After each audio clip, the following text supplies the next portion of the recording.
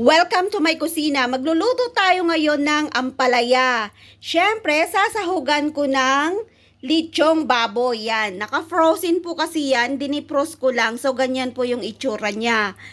Tapos, igigisa natin siya ng bawang. Siyempre, mayroon tayong kutsara, pantikim, kutsilyo, sangkalan, sandok.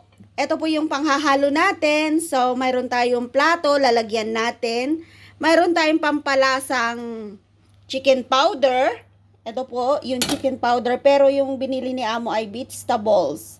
Ay, hindi ko alam kung anong lasa. So, ngayon po, lalagyan ko po talaga ng asukal. Kasi ayaw nila yung mapait na papait. So, lalagyan ko po ng dalawang kutsara nito mamaya. So, mayroon po tayong mantika panggisa. So, hiwain na po natin yung ating ampalaya.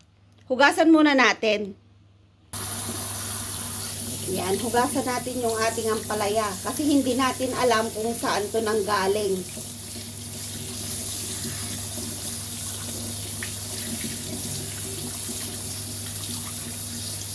Matagal na po kasi yung ampalaya kaya ganyan no, lamog-lamog na.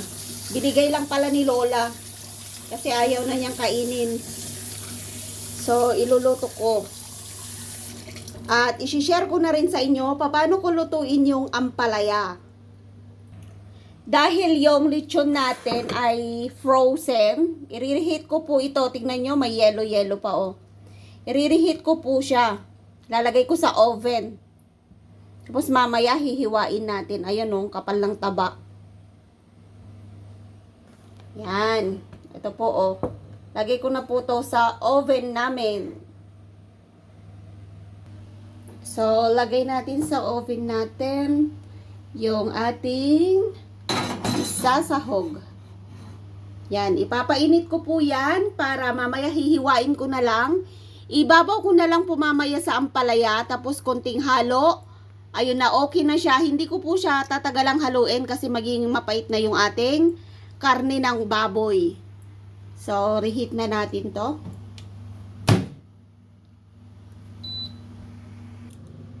So, habang pinapainit po natin yung sahog natin, hihiwain po natin yung ating ampalaya.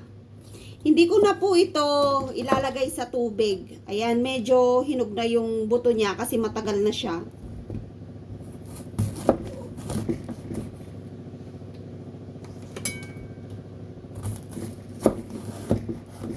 So, tanggalin po natin yung kanyang, ano tawag dito? Buto.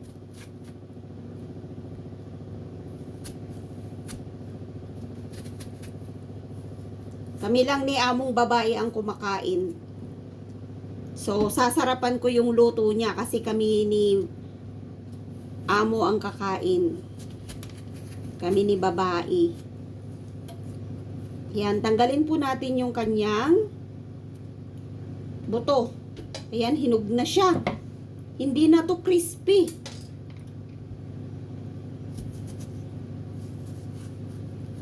Ang lalaki po ng ampalaya nila dito.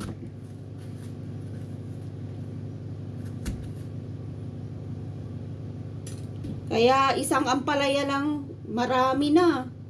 Yung ampalaya natin sa Pilipinas, mga dwarf. Ang liliit.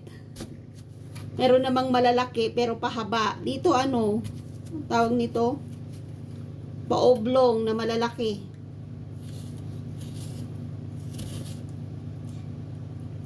Sabi nila, ilalagay mo daw sa asin. Para sa akin, hindi na. Huwag mo nang ilagay sa asin. Kasi kung nabasa na yung ampalaya, parang doon siya pumapait. Pag hiniwa mong ganito, tapos ilalagay mo ulit sa tubig, parang doon siya lalong pumapait. Para sa akin ako hindi ko talaga nilalagay sa tubig. So, ganito po yung paghiwa natin. Hiwain ko. Hindi po pa ganito ang paghiwa ko pag ganito.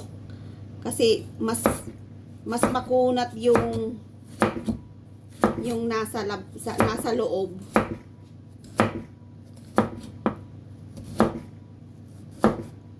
Yan. Lagay natin sa ating lalagyan.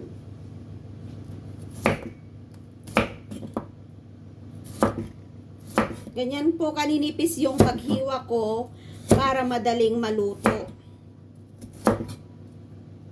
Hindi ko po niluluto nung mabuti itong ampalaya namin, crispy. Kasi ayaw ni amo ng overcook. Gusto ni amo yung crispy lang. Yan, ganyan po yung paghiwa natin sa ating ampalaya.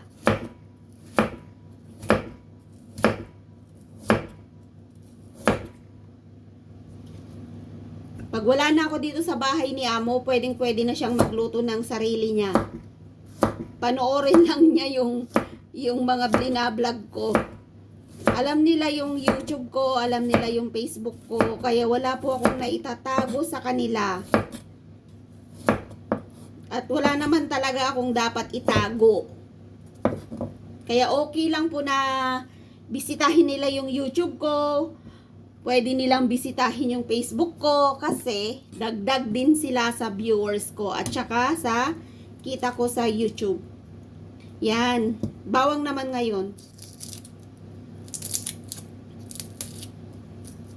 Damihan natin yung bawang kasi mayaman sila sa bawang. May supplier kami ng bawang at saka itlog at saka noodles. Si Lolo, may factory siya ng noodles. Tapos si Lola na nasa China, pag pumupunta sila dito, ang dami nilang dalang bawang at saka luya.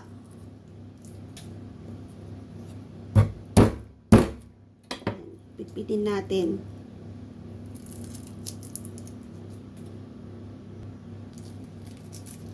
Napitpit na natin, so tanggalin na lang natin yung kanyang balat. Ganito po ako magpitpit ng bawang. Ay magdikdik. Pinipitpit ko muna para madaling tanggalin yung kanyang balat. Yan, ang dami kong ilalagay, no? Lalagay ko lahat yung bawang na yan para masarap. Yan, i-chop na natin to.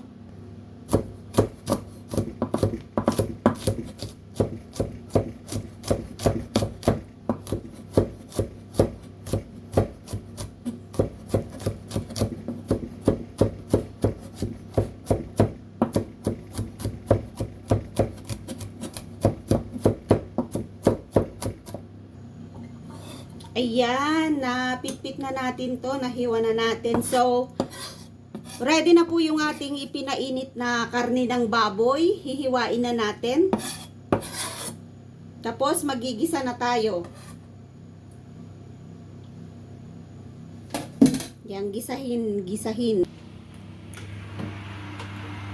Ayan, ang sarap. Ayan o, lumabas na yung mantika niya. Oh, yan. Ang sarap na. Diba? Lumalabas na yung taba niya. So, hiwain na natin to. So, yummy. Yan po yung isasahog natin, diba? Sarap. Ang sarap. So, gugupitin ko po siya ng... Hey, mainit. Hindi ko po siya gagamitin ng kutsilyo. Gagamitin ko siya ng, ang tawag dito, gunting.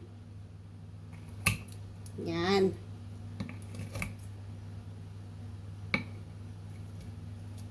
Matigas.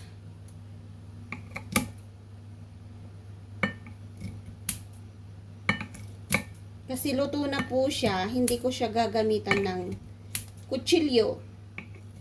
Gagalit si amo. Pag luto na yung pagkain, wag mong gagamitan ng kutsilyo. Gamitan mo siya ng gunting. O, di ba? Ang sarap.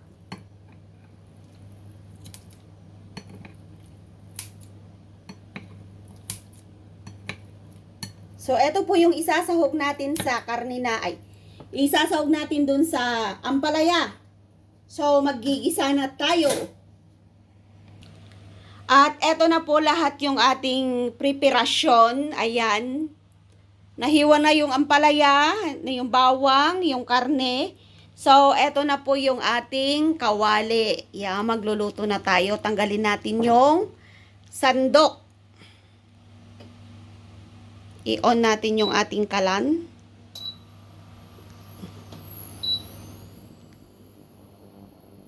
Yan, magigisa na tayo. Yan, mainit na po yung ating kawali. Maglalagay tayo ng mantika.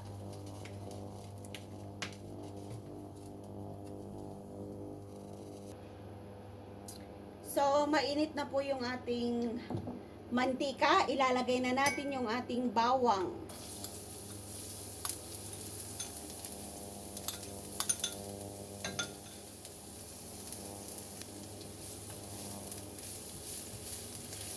Hintayin po nating mag-brown para mabango.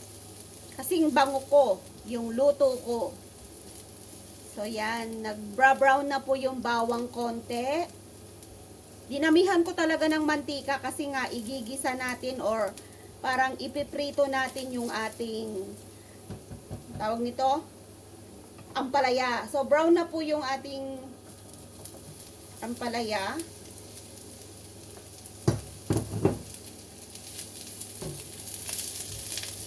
Ang magluluto po dun sa sa ampalaya ay yung sarili niyang tubig. Hindi ko po siya lalagyan ng tubig. So, haluin lang natin ng haluin. Tapos, tatakpan po natin yung ating ampalaya. Para yung tubig na nandun sa loob ng ampalaya, yun ang lalabas. Yun ang magiging katas. Tapos, yun ang magluluto sa sarili niyang ampalaya. Yan, hintayin lang natin. Ganyan po ako magluto ng ampalaya. Hindi ko po nilalagyan ng tubig.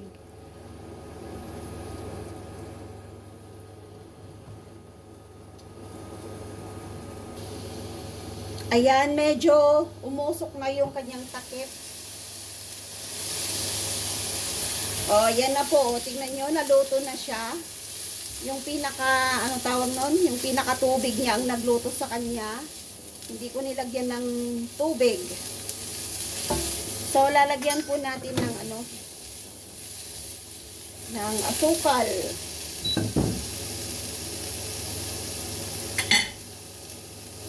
Nilalagyan ko po ito ng asukal kasi yun po yung gusto nila.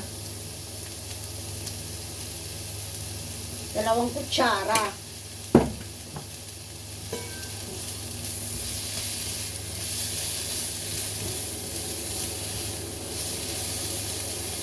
Yan, tapos lalagyan natin ng chicken powder.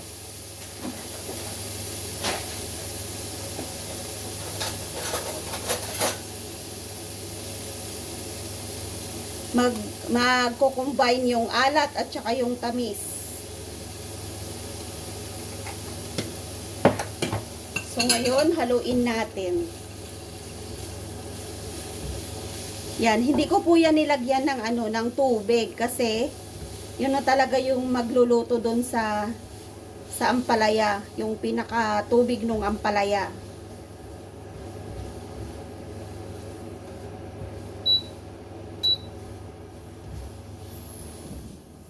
Yan, haluin lang natin ng haluin hanggang mag-combine yung kanyang lasa. Tingnan natin. Siyempre, pag tinignan nyo po, wag yung sandok ang pang-testing nyo. Hawakan nyo po siya.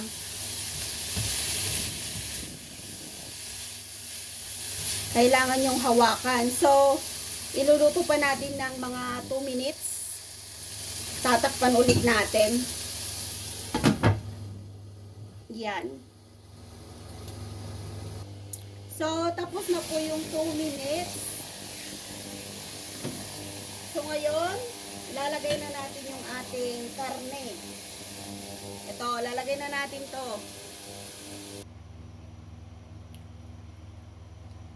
Yan, lalagay na natin. So, ang gagawin po natin ay haluin lang natin ng haluin. Yan, para mag-combine. O, diba ang sarap? Ibang sarap ng ating ampalaya. So, magsasandok na tayo dahil kakain na tayo.